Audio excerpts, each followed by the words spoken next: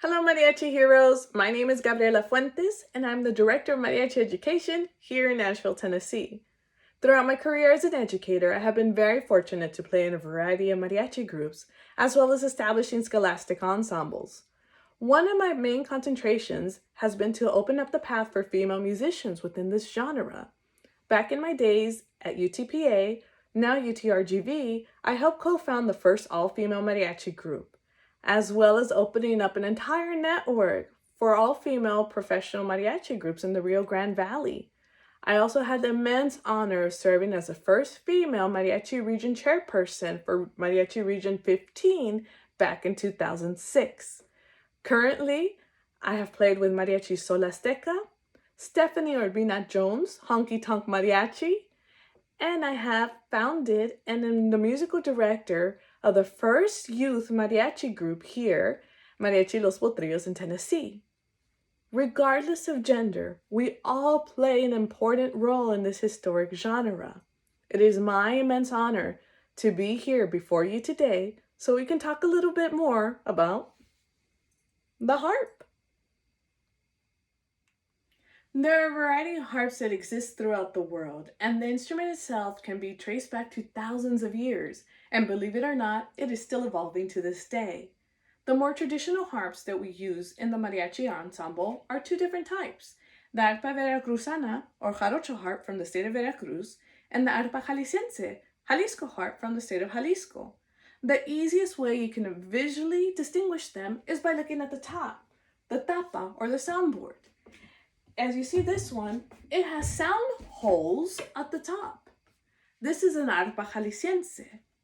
The arpa veracruzana typically will not have any sound holes at the top. It'll have them in the back of the instrument. This one actually has one because it's been altered for amplification reasons. So the veracruzana will have sound holes like this on the back. Let's take a deeper look into the different parts of the harp. The harp. Right here, this nice little curvature right here is the neck of the harp.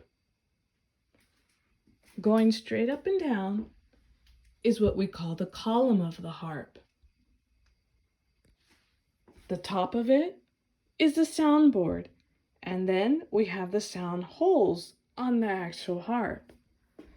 This lovely little inlay right here is the bridge. We have the strings of the harp. We have the tuning pegs of the harp right in here. They also say clavijas in Spanish. And we also have the feet of the harp. Harps can vary on the amount of strings depending on the maker and type of harp that you have. But typically you will have a total of 36 strings on this instrument. The most crucial accessory you have to carry with you at all times is this harp key. This attaches right in here, and it pulls up your string or pulls them down to make sure they are tuned.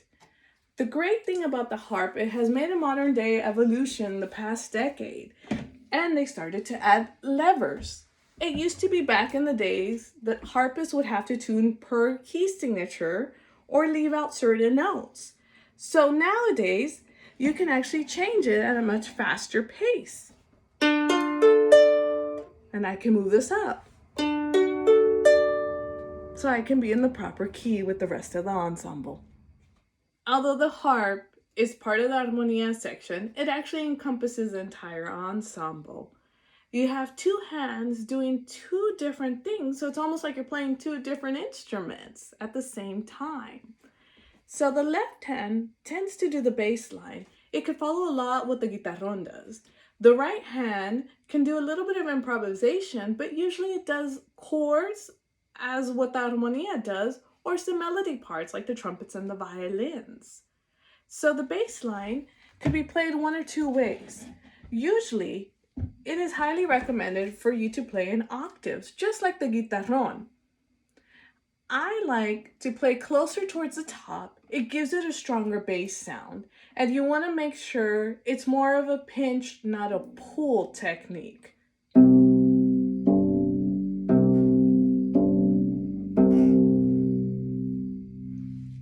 That is the bass line of the harp. Some people, If they have to do faster passages, they tend to do single line.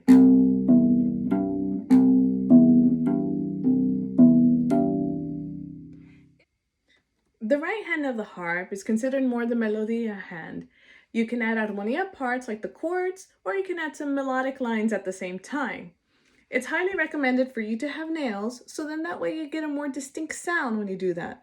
As well, make sure you have thumbnails, because this really helps out when you do all those lovely little glisses on the harp. I'm going to do a little simple chord, along with the bass line that we just did a little while ago.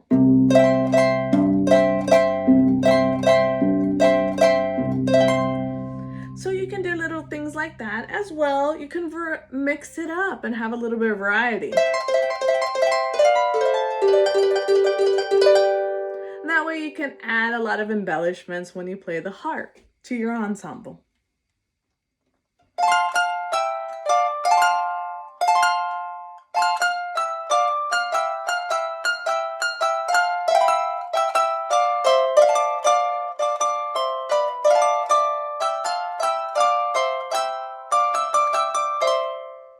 Once you build upon these skills, you can add a little bit more elaborate parts.